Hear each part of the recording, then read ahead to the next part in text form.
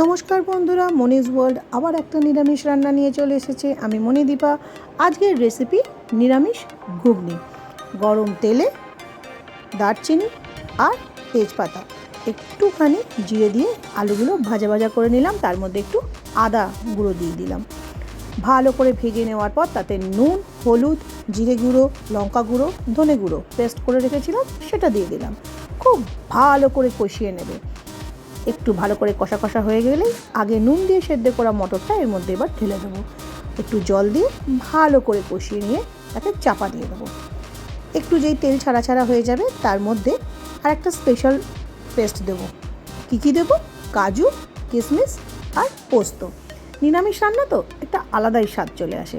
এটাকে দিয়ে আবার কিছুক্ষণ একটুখানি কষিয়ে নেবো। পুরো রান্নাটাই কিন্তু লো ফ্লেমে করো, দারুণ টেস্ট হবে। এরপর এটাকে একটুখানি লো ফ্লেমে হতে দেব।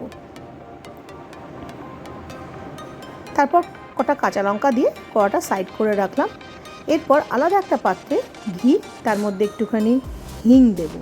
নিরামিষ রান্নায় হিং দিয়ে দেখবে জাস্ট ফাটাফাটি, একদম ম্যাজিক মশলা হয়ে যায়।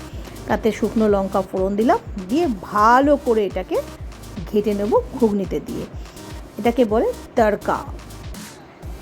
তারপরে একটু হয়ে গেলেই তার মধ্যে ধনেপাতা কুচি, আমার বাড়িতে পনির ছিল তাই একটু পনিরও দিলাম। এটা অপশনাল, চাইলে দিতে পারো, না চাইলেও দিতে পারো। ব্যাস তৈরি হয়ে গেল ভেজ ঘুগনি। লুচি, পরোটা, রুটি যে কোনো কারোর সাথে খেতে পারো। আমি রাগি রুটির সাথে খেলাম, জাস্ট ফাটাফাটি।